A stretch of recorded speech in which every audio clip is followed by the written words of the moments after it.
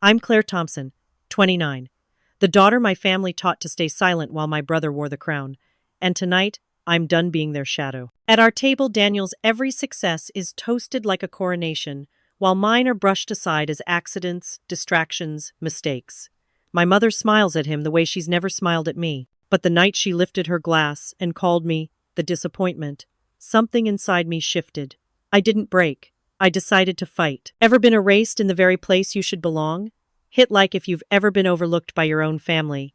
Comment if you know what it feels like to be invisible in your own home. It all began that evening, under chandeliers that glared too brightly, as I stepped into the dining hall and felt every eye judge me before I'd even sat down. The dining hall of Carter Mansion gleamed with chandeliers that cast fractured light across polished mahogany. Silver cutlery clicked in rhythm with the carefully staged laughter of relatives who had gathered to celebrate David's latest promotion. They filled their glasses and their lungs with self-satisfaction, their eyes sliding toward me only when they wanted a target. I had been through these dinners countless times, and each one carved a little deeper into me.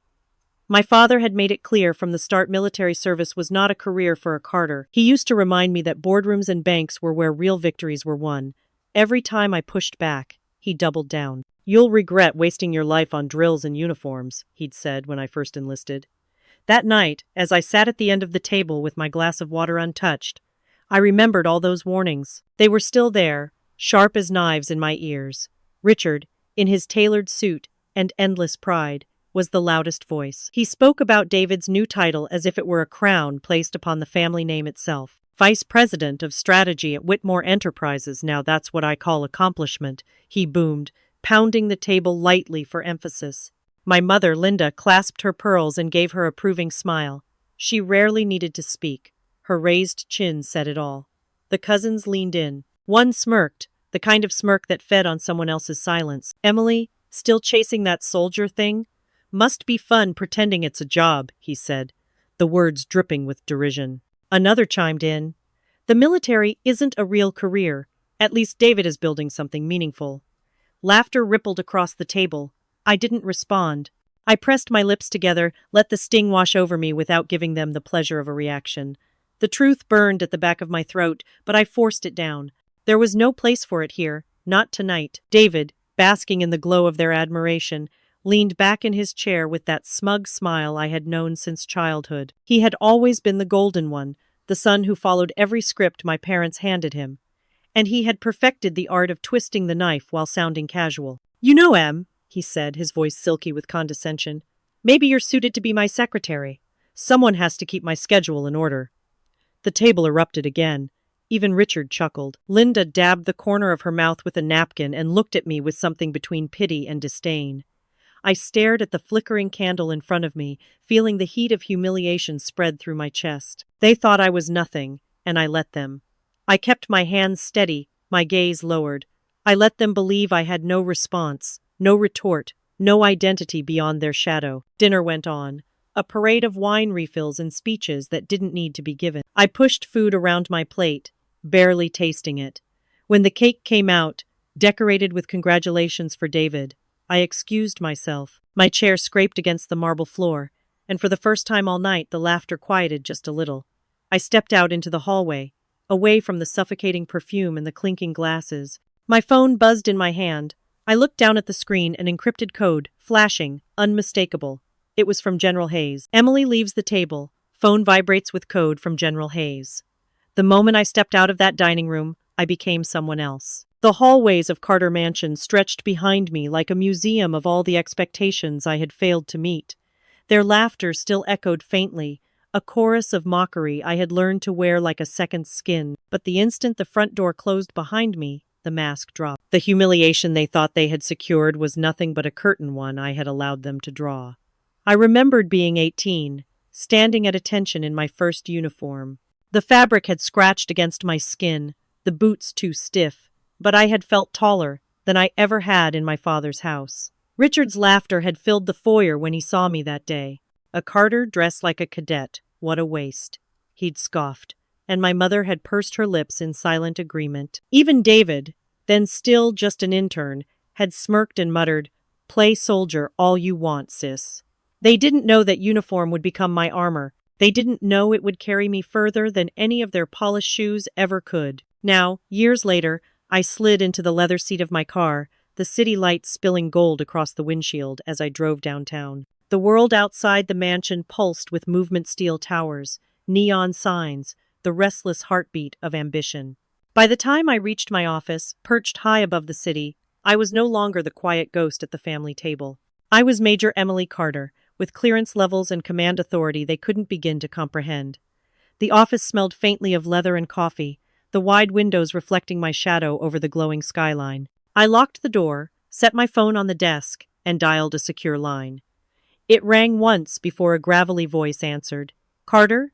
General Hayes said. The weight of his voice filled the room. "It came through," I replied. "Sterling Dynamics confirmed. Phase 1 is ready." "Good," he said. "We'll need precision on your end. The timing has to match their movement." "I understand," I said. My eyes drifted to the framed insignia on my wall, reminders of campaigns I had led, missions I had won. In this world, I wasn't the forgotten daughter. I was the one holding the line. For a moment, I pictured the table back at the mansion, crystal glasses raised to David's name, my silence mistaken for surrender. They had no idea that while they toasted him, I was coordinating with Sterling Dynamics on national-level operations. They didn't see the uniform folded in my closet, or the files only I could open. I turned to my computer, inserted a secure drive, and pulled up my father's company records. Layers of encryption peeled back under my clearance, the Carter family crest embossed in the corner of every document. I scrolled through contracts, security reports, signatures. Then my eyes froze. A vulnerability subtle, almost hidden, buried in the infrastructure of Whitmore Enterprises. A line item authorized by none other than David Carter. It wasn't just sloppy. It was dangerous. The kind of oversight that could unravel everything if the wrong hands exploited it. My pulse quickened, not with fear but with recognition. For once, his arrogance had left a crack wide enough to be seen. I leaned back, letting the realization settle. My brother's flaw was my opportunity. I could already hear his laughter turning brittle when the truth emerged. The phone buzzed again. Hayes's voice came through, lower this time, deliberate. "Emily, tomorrow, the CEO himself will be there. Tomorrow, Charles Whitmore, the man my father bent his pride before, the boss whose nod could make or break David's ascent. And I would be ready." Hayes warns. "Tomorrow, the CEO himself will be there." They thought I gave up 10 years ago, but I never forgot how they tried to stop me. The dim glow of my office lamp reflected on the stack of old photos I had pulled from the bottom drawer. The leather-bound diary lay open beside them, its pages brittle with time yet sharp enough to cut into memory. My handwriting was smaller back then, tight with determination, scrawled in the margins between schedules and fragments of orders. And on one page, pressed like a wound that never healed, was the date I first told my family I wanted to wear the uniform. The memory bled back in full. I was 18, standing in the study, my voice trembling but firm. Richard Carter loomed over his desk, the smell of whiskey and leather heavy in the air. He didn't even look up from the papers he was signing until I placed the academy forms in front of him. His jaw tightened, and his voice cut sharper than any blade. "Carter women don't belong in uniform," he said. His hand slid the forms into the drawer with casual cruelty, locking them away as though he could lock away my future. My mother, younger then but already perfected in her polished indifference, stood by the window. She didn't defend me. She didn't even meet my eyes. I remembered how my fingers curled into fists at my sides, nails biting into my palms. I had pleaded once, just once, reminding him of my grades, my training, my unwavering ambition. He waved it off like a childish tantrum. "Your place is here," he declared, not chasing fantasies in fatigues. But I didn't give up. When the house was quiet and the corridors echoed only with the tick of antique clocks, I crept into that study. I knew the combination to the drawer. I had watched him enough times. My hands shook as I retrieved the forms, slid them into my backpack, and pressed the drawer shut again. The silence of that theft was louder than any rebellion I could have shouted. Days later, I mailed the application. Weeks after, the acceptance letter arrived. My heart thundered when I read it, but in the Carter household, no one celebrated. My mother pursed her lips as though the paper carried a stain. Richard dismissed it as a phase. David Smug, already convinced of his corporate destiny, laughed openly. "You'll be back in a year," he said, crying for help, but I didn't return. I endured blistering mornings, endless drills, nights where exhaustion broke bones of pride but not my will. I carried rifles heavier than the burdens they thought I couldn't bear, and I made it through, alone, without their blessing, without their applause, without their love. The climax of that memory sharpened now. My first oath-taking ceremony. Rows of us stood in formation, uniforms crisp, boots aligned on the asphalt. My heart pounded against the weight of those words as I raised my right hand, repeating vows that tethered me to something greater than the Carter name. The sun glared hot. Sweat ran down my back, but inside I felt carved from steel. They weren't there to see it. They didn't care. Yet that moment was mine, untouchable, beyond their reach. The present pressed back into me like a tide. I closed the diary, my fingers tracing the old ink, before sliding it shut. The photos scattered across the desk, me in uniform, medals pinned, missions completed, reminded me that what they buried, I had raised into fire. My computer chimed. An internal company email blinked on the screen, its subject line sharp enough to pierce through all nostalgia. Appointment confirmed. Richard Carter and David Carter with CEO Charles Whitmore tomorrow, 9 a.m. I stared at the words, the echo of my father's decree, Carter women don't belong in uniform, still fresh in my ears. Tomorrow, he would stand in front of the man he revered, the boss he bowed to, believing he held the reins of power. He didn't know that I had already seen the crack in David's work, the flaw waiting to be exposed. He didn't know that the uniform he had mocked was the shield I now wielded. Back in the present, Emily reads the company's internal email. Her father and David have an appointment with the CEO tomorrow. My father thought he was hiding secrets from the board. He didn't know I already had the files. The night before the meeting, Sterling Dynamics offices glowed with sterile light against the darkness of the city. Through encrypted access, I could see everything, minutes from closed-door discussions, whispered directives transcribed in digital ink, the pulse of corruption running through their veins. The system's data walls, usually seamless and proud, appeared to me fractured, jagged, like glass cracking under invisible pressure. Each breach line carried a metaphor, their empire already collapsing, though they hadn't noticed. Inside one of the conference rooms, Richard stood tall at the head of the table. Even from a recording, his arrogance radiated. He barked orders at his son as if failure wasn't possible, as if consequences couldn't touch him. No one outside this room hears a word about that security flaw, he commanded, his voice cold enough to frost the air. David shifted in his seat, his smirk absent for once. He was pale, his hands fumbling with the pen he clutched like a lifeline. What if Hayes pushes harder? He asked, his voice a whisper drowned by the weight of the silence that followed. Richard's glare silenced him. You'll cover it. You signed it. You stand by it. No slip-ups, no admissions. The board answers to me, not the other way around. The managers around the table nodded quickly, eager to align themselves with power, not integrity. They were shadows feeding on approval. Behind my screen, I listened. I didn't need to imagine their faces. The file was clean, the audio sharp, every inflection intact. The truth was there, preserved in digital permanence, and I saved each second into the classified archive. Every line of their conspiracy became mine, bound not by family loyalty, but by the duty they thought I had abandoned.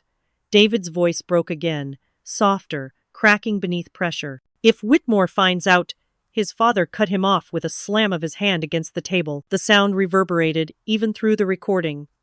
Whitmore will know what I allow him to know, nothing more. The confidence in that statement would be his undoing, and I relished the irony. I leaned back, breathing slowly, letting the satisfaction of possession settle in my chest. They thought they were puppeteers, but I had the strings now. The military file on my desk blinked, waiting. I dragged the recordings, every damning word, into the protected vault. No lawyer, no board member, no executive could scrub it clean once it was locked there. The trump card was in my hand, and they didn't even know I had begun the game. Hours later, as the city outside my window throbbed with neon and restless traffic, my phone buzzed. A message notification flashed across the screen. I frowned, recognizing the sender before opening it. David. The text, slurred in tone even through its simplicity, reeked of whiskey and insecurity. You're nothing. The screen glared back at me with that lie. Nothing? Number, I was the storm waiting at their door, and tomorrow, they would understand what nothing truly meant. They thought it was just another family meal. For me, it was the prelude to war.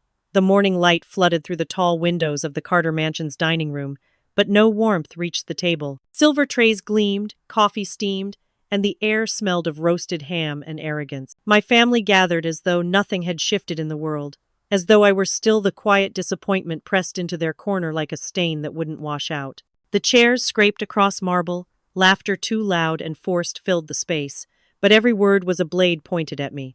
Linda, ever the orchestrator of appearances, tilted her chin with her habitual superiority. "Emily," she began, her voice smooth as lacquer masking rotting wood. "You're not getting any younger. James, the tech entrepreneur, he's still interested. You should consider settling down before you waste what little time you have." Her words dripped with rehearsed civility, but the implication was acid, that my worth was only in the marriage I had not pursued, in the life they wanted to script for me. The relatives, perched like crows around the feast, chuckled knowingly. James could stabilize her. One whispered just loud enough for the table to hear. Another leaned in with false pity. "She'll never surpass David anyway. Better to anchor herself to someone successful." Their laughter rose, a chorus of dismissal, hammering the same refrain they had sung for years. I was less. Always less. I stayed calm. My fork moved with deliberate grace, the clink of silver against porcelain the only response I offered. Their words rippled past me like shallow water. They mistook silence for weakness. In truth, it was restraint because I knew what was coming. I didn't need to defend myself with petty retorts. Soon enough, their mockery would fold back on them like broken glass. David basked in the praise, smirking as he sipped his orange juice. His promotion was the centerpiece of their conversation, his father's pride beaming like a spotlight on him. The managers, the board, the company, it was his inheritance, his crown. I was an afterthought, the empty chair they tolerated out of duty, not respect. Richard leaned forward, his eyes pinning me down with the same authority that once locked me out of my future. He didn't bother with pretense. "One day, Emily," he said, voice sharp enough to slice the room into silence, "you'll realize you're nothing." He let the words hang, savoring them, as if declaring my insignificance made it true. A quiet settled over the table. The smirks froze, the air thickened, the moment etched itself into memory. My heart beat steady, not with hurt, but with resolve. They thought this was the final verdict on my life. They didn't know I already held the evidence that would strip them bare. Then, as if fate itself cued the scene, the heavy wooden door swung open. The maid stepped in, her voice trembling slightly, though her announcement struck like thunder. "Mr. Whitmore is here to pick up Miss Carter." The tables stilled. Forks froze midair. For the first time, their laughter broke not into sound, but into silence. Every jab at dinner was a needle, but tomorrow, I'd be the one holding the scalpel. The living room of the Carter mansion glowed with artificial warmth, golden light from the chandelier spilling across velvet drapes and the polished wooden floor. Yet the air was colder than the winter outside. The faint crackle of the fireplace couldn't soften the sharp edges of conversation circling me like vultures. Linda perched elegantly on the armchair, one hand clutching her pearls as though her jewelry could reinforce her authority. "You embarrassed us earlier," she hissed, the veneer of maternal patience stripped bare. "Do you realize how close you were to securing James? And now you squandered the chance again. A good marriage is all you could ever offer this family." Her voice quivered not with fear, but with contempt sharpened over years. Aunt Margaret leaned forward, her wineglass tilting dangerously in her hand. "She's right. Men like James don't wait forever. A girl in your position can't afford pride. You think a man like Charles Whitmore came here for you?" She barked a bitter laugh. "He came for Richard, for David. Don't mistake coincidence for significance." Uncle Thomas, usually quiet, nodded sagely, as if passing a solemn verdict. "Emily, you've always misunderstood your place. Charles wouldn't look twice at you without your father's shadow. Don't read too much into his presence. It's business, nothing more." His words fell heavy, final, like the slam of a gavel. I said nothing. My silence became a mirror, reflecting their cruelty back onto them, letting them choke on their own certainty. I sat on the sofa, hands folded neatly in my lap, gaze fixed on the flames dancing in the hearth. To them, it looked like submission. To me, it was strategy. Every barb they threw lodged into the silence I wrapped around myself, a silence I sharpened like a blade. Linda pressed harder, sensing what she thought was weakness.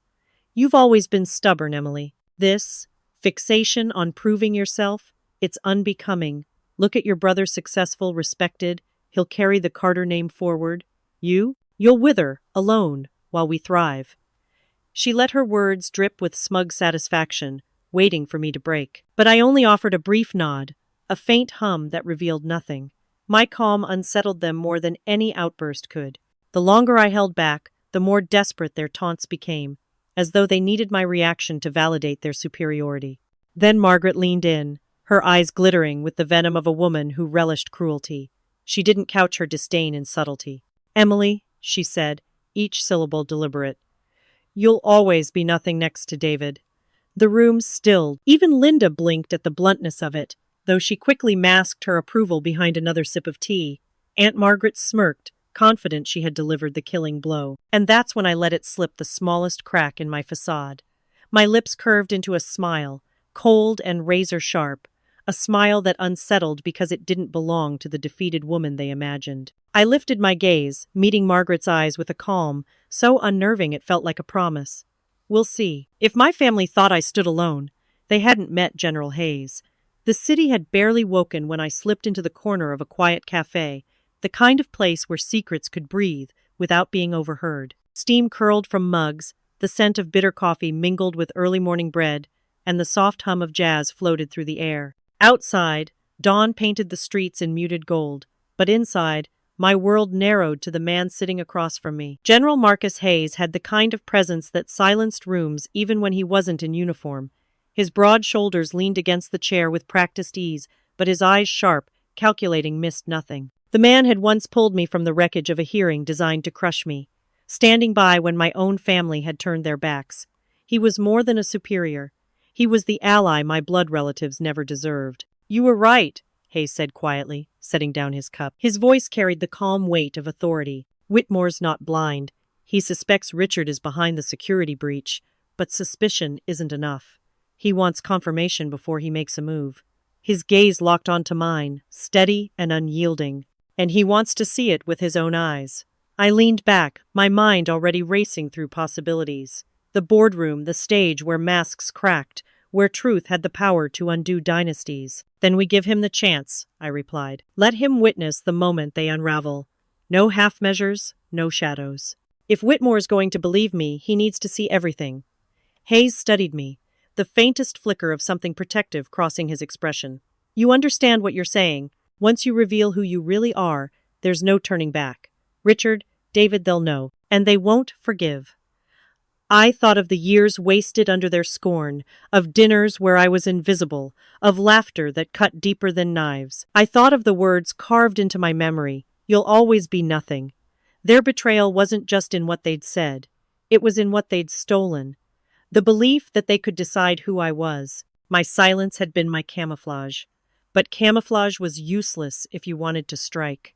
"I want them to know exactly who I am," I said, each word deliberate, my voice steel beneath velvet. For a moment, Hayes allowed himself a smile not of comfort, but of recognition. The soldier he had once defended stood before him again, sharper, harder, unbroken. "Then let's make sure when the boardroom doors close, you'll walk out as the one holding the power." I nodded, and as if the universe had chosen to punctuate the decision, my phone buzzed against the table. The screen lit up with a message that made my chest tighten.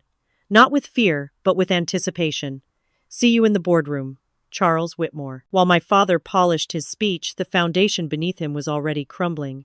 Sterling Dynamics' top floor glowed like a stage set for kings. Beyond the glass walls, the city glittered under the weight of night.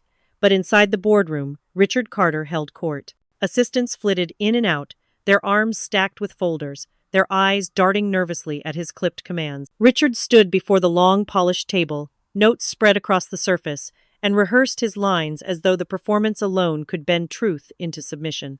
"Gentlemen of the board," he intoned, voice full of gravitas, "Sterling Dynamics remains a fortress of innovation and integrity." He paused, adjusting his cufflinks, then repeated the phrase with more flourish. His reflection shimmered faintly on the windowpane behind him, a man convinced his empire was unshakable, blind to the tide gnawing at the sand beneath his feet. David hovered by the corner, his face pale under the fluorescent lights. Sweat beaded along his brow, dampening the collar of his expensive shirt. His hands fidgeted with a pen he couldn't stop clicking. Every time Richard's eyes cut toward him, he straightened his spine, but the tremor in his fingers betrayed him. He was no fortress, he was quicksand. "Remember," Richard barked, "our narrative must be airtight. No admissions, no cracks. The board trusts us because we exude confidence. You nod, you smile, and you let me carry the weight. Understood? David swallowed, forcing a tight smile. Yes, father. But the words fell limp, like paper burning before it caught flame. From miles away, my own screen lit my face in blue.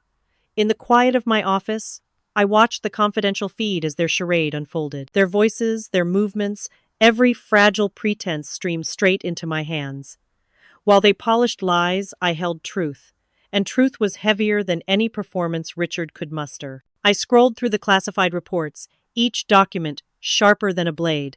My eyes landed on the one I had waited for, the internal security logs. There it was, in cold digital ink, David's signature beneath the violation that opened the breach, the flaw that compromised the company's defenses. His name, timestamp, and authorization code, a trail no excuse could erase. As I leaned closer, another notification flashed across my screen. An internal email had leaked, unintentional, accidental, the kind of slip that destroyed empires. The message was short, clinical, undeniable, confirmation of David signing off on the procedure that led to the breach. Sent, archived, now exposed. I let the moment linger, the weight of it sinking into my bones. Richard's empire wasn't a fortress. It was a sandcastle, tall and proud, yet every wave I sent its way eroded its walls. Tomorrow, the tide would finish the work. Calmly, I opened a new message, attaching the email, my fingers steady on the keys. To General Hayes, I typed only 7 words, sharp enough to pierce the night. Keep this for tomorrow. And with a single click, the game moved forward. The boardroom was just another battlefield, and I had been preparing for this war my whole life. Sterling Dynamics headquarters gleamed like a monument to power that morning, its glass facade catching the winter light in cold, sharp angles. Inside, the boardroom stretched long and imposing, walls paneled in mahogany, the polished table gleaming under the chandelier's glow. It wasn't merely a meeting place. It was an arena where reputations rose and empires collapsed. And today, it was my battlefield. As I stood quietly in the corner, the press of my uniform against my shoulders was a steady reminder of who I was, not the outcast daughter ridiculed at family dinners, but the soldier forged in silence, sharpened by years of betrayal and perseverance. For a moment, memory dragged me back. 18 years old, mud clinging to my boots, my lungs burning on the training field. I had vowed then, through clenched teeth and aching muscles, I'll fight where I stand, even if I stand alone. That vow echoed now, louder than ever. The heavy oak doors opened, and Richard strode in with the confidence of a man convinced the room belonged to him. His suit was immaculate. His tie knotted with precision. His expression crafted into authority. David trailed behind, his face set in forced calm, though the slight twitch at the corner of his mouth betrayed his unease. Assistants pulled chairs, board members shuffled papers, and a low murmur filled the air like static before a storm. At the head of the table sat Charles Whitmore, the CEO, his presence commanding without effort. Beside him, General Hayes leaned back in his chair, his sharp gaze scanning the room. Hayes's very stillness radiated readiness, as if he too saw the parallels between this boardroom and a battlefield. Whitmore's voice cut through the noise, steady and deliberate. Ladies and gentlemen, today we discuss our future in cybersecurity. His eyes flickered briefly toward Richard, then toward me, standing silently at the edge of the room. Richard seized the moment, stepping forward, his notes in hand. Sterling Dynamics has faced challenges. Yes, he began smoothly, his voice carrying over the polished table. But under my guidance, we remain strong, unshaken, prepared to lead this industry into a new era. He smiled, that same practiced smile that had fooled investors, relatives, and perhaps even himself. He didn't notice the currents shifting beneath his feet. I stayed motionless, my hands clasped behind my back, the silent soldier. The board members glanced occasionally at me, curiosity flickering in their eyes. To them, I was still a stranger, a shadow. To Richard, I was invisible as he had always wanted me to be. Whitmore waited, letting Richard's words hang, then leaned forward with a calm authority that silenced the room. Mr. Carter, your confidence is noted. He paused, his gaze locking on me now, unblinking, deliberate. But today, we require more than promises. We require proof, leadership, and truth. Richard's smile faltered, a bead of sweat forming just beneath his hairline. And you'll have it, he insisted, No one knows this company's strength better than I do. Whitmore's hand lifted, almost imperceptibly, signaling a shift. Good, he said, his tone sharpening. Then allow me to introduce someone who does know. Colonel Carter, please join us. The words dropped into the room like thunder. Every head turned in unison, the polished table reflecting their shock. I stepped forward, shoulders square, uniform catching the light, the weight of years of silence falling away with each stride. Richard's face drained of color. His notes slipped slightly in his grip, his mouth parting but no words forming. For the first time in my life, I saw not authority in his eyes, but fear. For years, my father never once called me ma'am. The first time I heard it from his boss. The conference room, already tense with expectation, seemed to hold its breath as I walked to the center of the table, my uniform cutting through the atmosphere like a blade. Every polished surface reflected the insignia on my chest, every flicker of light glancing off the brass pins that bore testimony to a career my family had dismissed as nothing more than childish rebellion. Yet here I was, not as the silent disappointment at the dinner table, but as the officer entrusted with a nation's defenses. Richard's eyes bulged, his jaw tight with the strain of disbelief. He looked from me to Whitmore as if seeking confirmation that this wasn't some cruel trick. David, seated a few chairs down, had already turned pale, his lips pressing together in a desperate attempt not to shake. Around them, the board members whispered, their surprise rippling across the room like the first tremors of an earthquake. Whitmore let the moment breathe before speaking. His voice was calm, almost amused, but carried authority that no one dared challenge. Ladies and gentlemen, he said, gesturing toward me, allow me to introduce Colonel Emily Carter, head of U.S. Cyber Command. She has worked with us discreetly for months. He allowed that revelation to sink in before adding, and yes, she is Richard Carter's daughter. The silence broke into gasps and murmurs. One of the older directors, a man with a reputation for bluntness, half rose from his seat. Ma'am, we had no idea. His voice cracked with surprise, but the word hung there, echoing louder in my father's ears than any title ever had. For once, it was respect, not derision, that filled the air around me. I gave a small nod, every muscle held in check, though my heart pounded with vindication. In my mind's eye, I could still hear Richard's voice from years earlier. One day, you'll realize you're nothing. Now, the irony pressed against him like a vice as he fumbled for words. Richard cleared his throat, attempting to regain composure. This is absurd, he stammered, his usually smooth cadence broken. Emily, Colonel Carter, this isn't relevant to company matters. His hands twitched on the notes he had prepared, the paper crumpling at the edges. Whitmore leaned back, a faint smile tugging at his lips. On the contrary, Richard, it's extremely relevant. Cybersecurity breaches don't just affect your board, they affect national security. Colonel Carter has been reviewing Sterling Dynamics operations. David shifted uneasily, sweat dotting his forehead.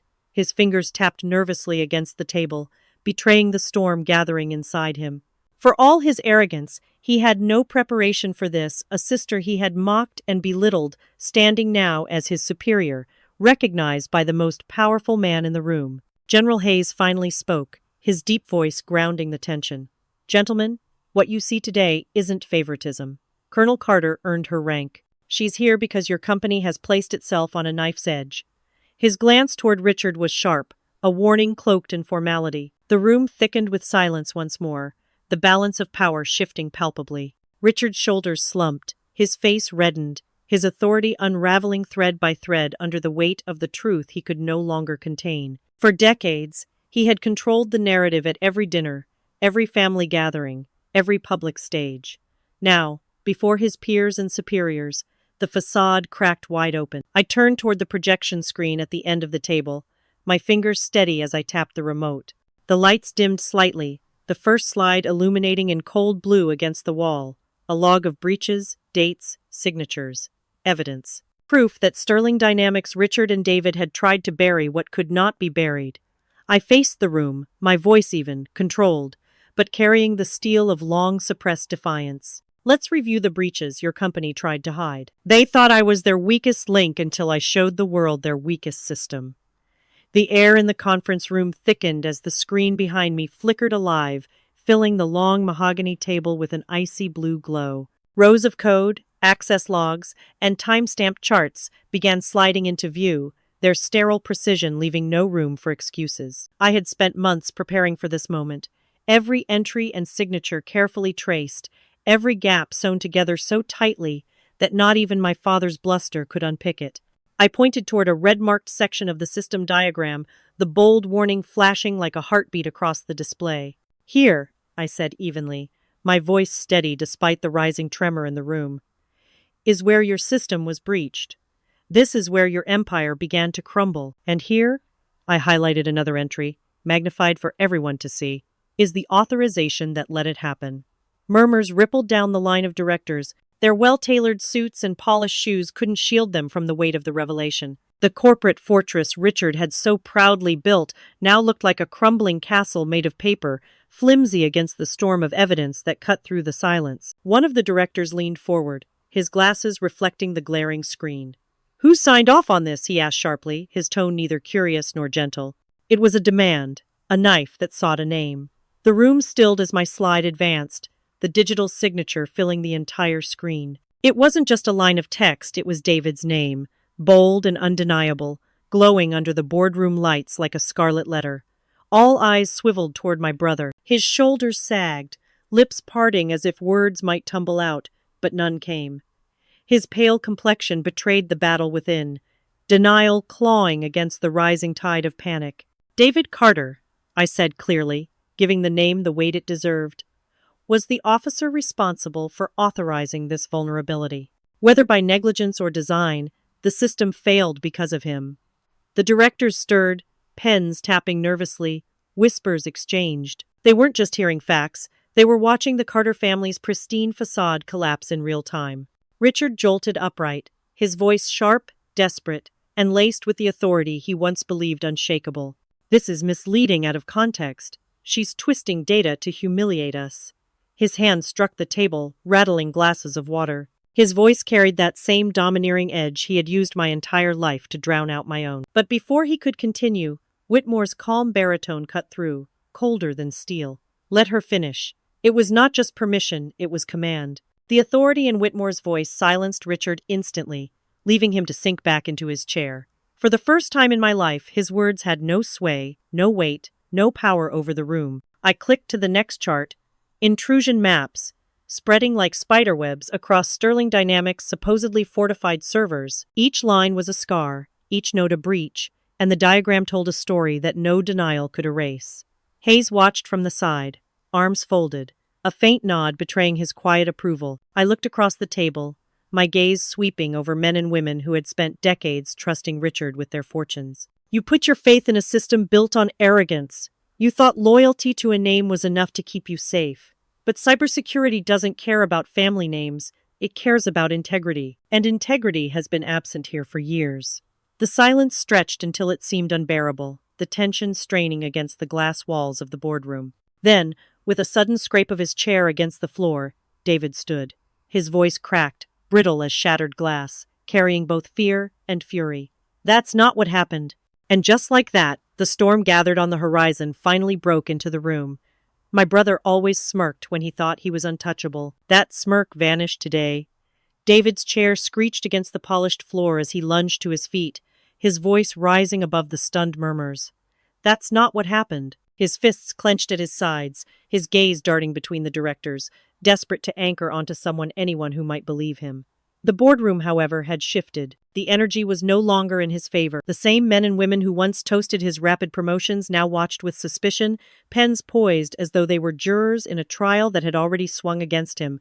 He swallowed hard and tried again. "My team handled the logs, the signatures, the files, those were delegated. I only approved what they presented. I was misled." His words tumbled out too fast, the pitch too high. Every syllable reeked of panic, the facade of control slipping like sand through his fingers. I didn't move from where I stood, the military insignia on my uniform gleaming beneath the conference lights. I had waited too long for this moment to let it dissolve into excuses. Calmly, I advanced the presentation, the screen filled with a grainy audio file, voices rising in secret confidence, the kind of recording no one expected to see the light of day. Richard's voice thundered through the speakers first. "We'll bury it. The board will never know. Then David's nervous response. But if the breach surfaces, Richard cut him off in the recording, dripping arrogance. You'll say nothing. Do you understand? Nothing. The words echoed around the conference room like a guilty verdict handed down by fate itself. Heads turned in unison toward father and son. The once solid Carter dominance now looked pitiful, caught in the spotlight of their own hubris. David's face drained of color. His lips moved as though he might conjure a rebuttal, but the whispers from the council drowned him out. A director leaned toward another, muttering harshly. Another scribbled furiously across his notepad. The oxygen seemed to thin, every sound amplified. The shuffle of papers, the creak of leather chairs, the sharp intake of breaths. Lies, David croaked at last. That recording, it's doctored. She's framing us. His finger jabbed in my direction, trembling, his once cocky smirk nowhere to be found. But Whitmore didn't look at me. His eyes locked on David, unreadable and cold. He leaned forward slightly, folding his hands with the weight of a man who had already made up his mind. The silence pressed in, heavy, suffocating, until his voice cut through with finality. "Mr. Carter," he said, each syllable deliberate, "you're suspended effective immediately." The words detonated like a bomb in the center of the table. Gasps, scribbles, the sharp turning of heads all pointed to the collapse of the golden sun. The board, once pliant, now saw weakness. And weakness was unforgivable in their world. David staggered back into his chair, his body collapsing into it as though all the arrogance had drained from his bones. His hands clutched the edge of the table, but no anchor could save him now. His empire of smirks and sarcasm had crumbled in a single sentence. The quiet triumph that rose in my chest was not glee but vindication. For years I had been told I was beneath him, that my worth could never match his shadow. Today, the shadow shattered. But before the dust could settle, Richard surged upward, his chair skidding violently behind him. His face burned crimson, his voice booming so loudly it rattled the crystal glasses on the table. "You can't do this to my son." And with that roar, the battle lines of the Carter downfall carved themselves even deeper into the marble floor of Sterling Dynamics. My father built his empire on control. In 1 hour, he lost it all. The silence after his outburst still hung thick in the air. Every eye in the boardroom shifted between Richard's flushed face and Whitmore's calm, deliberate composure. The room had turned into a courtroom without gavel or jury box, yet the verdict hovered like a sword waiting to fall. Whitmore adjusted his cufflinks, his voice steady and commanding. "This company's survival requires trust. Once trust is fractured, titles and bloodlines mean nothing. Sterling Dynamics cannot be steered by men who bury the truth for pride." His gaze lingered on Richard, cold as steel, before sweeping across the rest of the council. "Today, we decide if this company continues forward or collapses under the weight of deceit." The directors murmured, papers shuffled. One by one, hands moved to slips of paper, pens scratching with an almost ceremonial weight. It was a quiet, methodical betrayal, done not with swords, but with votes. The sound of the ballot box closing echoed louder than any gunfire Emily had ever known. Richard's jaw clenched. He tried to summon the booming voice that once ruled rooms, the voice that silenced dissent with authority. "This is absurd," he said, but the cracks bled through. His tone was ragged, the timber shaking. "I've built this company from the ground up. Without me, none of you would be sitting here." His hand struck the table, but the impact rang hollow, like a drum without a skin. Emily remained motionless, watching. The uniform she wore wasn't just fabric, it was proof of every by majority. Richard Carter is removed from his position as vice president, effective immediately. The words struck harder than any bullet. Richard staggered back into his chair as if the weight of decades had suddenly collapsed on his shoulders. His empire built on intimidation, manipulation, and unchecked arrogance had crumbled in less time than it took to finish a glass of water. He turned toward Emily, his eyes wild, desperate. The Titan reduced to a pleading man. "Emily, you wouldn't do this to your own father." His voice cracked, more fragile than she had ever heard it. For once, the unshakable patriarch looked small, diminished, a man stripped bare of all his armor. Emily inhaled slowly, her words measured, every syllable edged with the discipline she had forged under fire. "It's Colonel Carter. And this isn't personal. It's national security." The punch landed sharper than any slap. The distinction cut the air between them like a blade, separating the daughter from the soldier, the family tie from the duty that outweighed it. The council sat in stunned silence, the line drawn irrevocably. Richard's lips quivered, but no words came. His eyes darted around the room for an ally, a savior, someone who still feared him enough to step forward. But the room had shifted. Fear had evaporated. No one moved. His shoulders sagged, his breath heavy, ragged. The man who once commanded empires now looked like a relic, hollowed out in the span of a single meeting. Slowly, he lowered himself back into the leather chair. His hands gripped the armrests as though holding on might tether him to the past. And then the final image seared itself into the memory of everyone present. Richard Carter slumping down, eyes filled with despair. For years, I wanted his approval. Now all I saw in his eyes was fear. The words echoed through Emily's mind as she closed the door to her apartment that evening. The city lights outside, streaking the glass like veins of fire. Silence pressed against her, an almost alien silence after the storm of the boardroom. She had expected triumph to feel lighter, cleaner. Instead, it weighed on her like a medal she wasn't sure she wanted to wear. The uniform hung neatly on the back of a chair, a symbol of everything she had fought for, and a reminder of the price. Her reflection in the window was both familiar and foreign. She touched the glass, remembering a girl of 18, standing outside the academy gates with trembling hands and a heart burning with defiance. Back then, she had wanted only one thing: to hear her father say she was worthy. Tonight, she had heard nothing but his voice breaking under defeat. The contrast twisted something deep inside her. A soft knock disrupted the stillness. Emily froze. Visitors were rare. Uninvited ones rarer. She opened the door, and there stood her mother, Linda, eyes swollen, her elegant composure shattered. For once, Linda Carter looked nothing like the polished matriarch of society dinners. She looked like a woman who had lost the only world she knew. "Emily!" Linda's voice cracked, breaking like porcelain dropped on marble. She stepped inside without waiting, her hands trembling as she reached for her daughter. "We didn't know.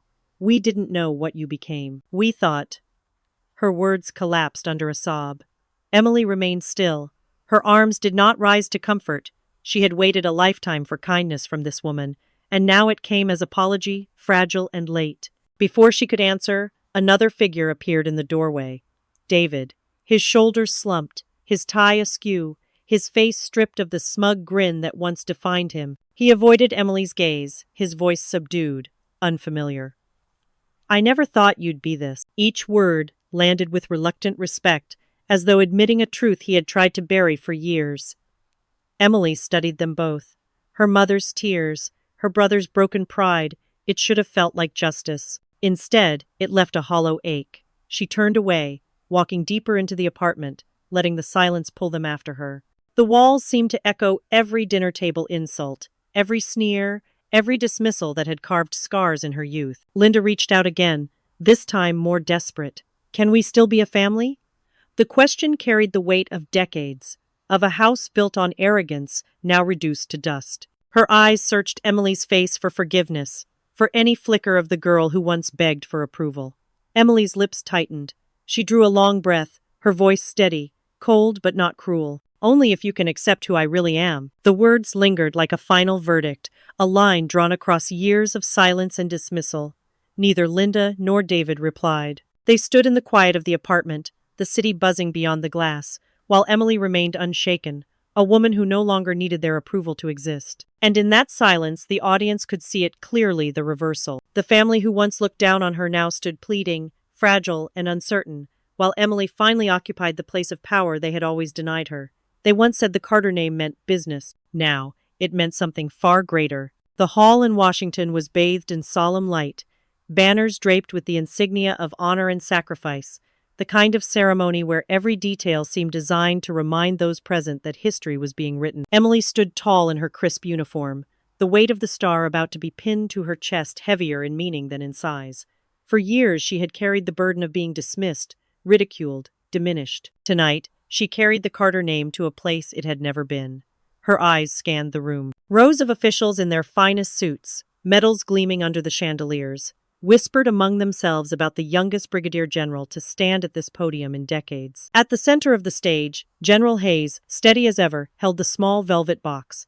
His voice, usually commanding, softened with pride. "Colonel Emily Carter, for your extraordinary service and unyielding defense of national security, it is my honor to promote you to brigadier general." The star caught the light as it was pinned to her chest. For a moment the applause was delayed, as if the audience collectively inhaled the gravity of the moment. Then the hall erupted. People rose to their feet, a tidal wave of clapping hands echoing off the marble walls. It wasn't just recognition, it was vindication. Emily held her posture, her chin high, but her chest burned with a heat she couldn't quite name. She spotted Whitmore in the front row. The titan of industry, who once presided over her father's empire, now inclined his head with genuine respect. "Congratulations, ma'am," he said as he extended his hand. The word ma'am carried none of the derision she had once endured at family dinners. It carried acknowledgement, even reverence. Her gaze drifted further back, beyond the officials, beyond the commanders. There, in the dimly lit rows near the rear, sat Richard and Linda. Her mother dabbed at her eyes with a trembling handkerchief. Her father's proud jaw, once sharp as stone, was softened by tears he didn't bother to hide. They did not approach. They did not interrupt. They simply watched the daughter they had underestimated ascend to a height their own ambition could never touch. Emily turned back to the microphone. Her words had been prepared, but her voice carried a depth that belonged only to this night, this culmination of years. Sometimes the path they told you to avoid is the one that defines you. The statement was simple, but it resounded through the hall like a command. Heads nodded, murmurs swept the audience, and even those who didn't know her story felt the truth in it. As the applause swelled once more, Emily's eyes fell on a young officer near the front, his uniform still fresh, his back impossibly straight. He couldn't have been older than she was when she stood outside the academy gates, papers clutched in secret defiance. Their eyes met, and Emily saw in him a mirror of herself years ago, eager, determined, uncertain, but hungry for a chance. In that moment, she realized the journey wasn't hers alone. It was a torch to be carried forward, a cycle to be repeated, not of betrayal but of resilience. She allowed herself the faintest smile, a silent promise that she would guide others where she once had to walk alone. The hall dimmed as the ceremony drew to its close, but the echo of her words remained, bound to the rafters and the hearts of those who listened. The Carter name had been reshaped, reforged in fire and endurance. From business, it had risen to honor. And for the first time in her life, Emily felt it wasn't just her victory, it was her legacy. The young officer held her gaze, unaware that history had just chosen him as its next witness. Betrayal had once chained her to silence, but in the end, it became the fire that reshaped her destiny. Justice did not come quickly, yet when it finally arrived, it struck with the weight of truth, dismantling every lie her enemies had built. When injustice is met with unwavering courage, the final verdict can echo through a lifetime. No wall of deceit can stand forever against the tide of truth, and sometimes one act of defiance is enough to change the course of an entire family's fate. If you enjoyed this journey, please like, share, and subscribe. Then leave your thoughts below. Comment 1 if you felt her struggle and triumph resonate, or 2 if you believe the story left something more to be said.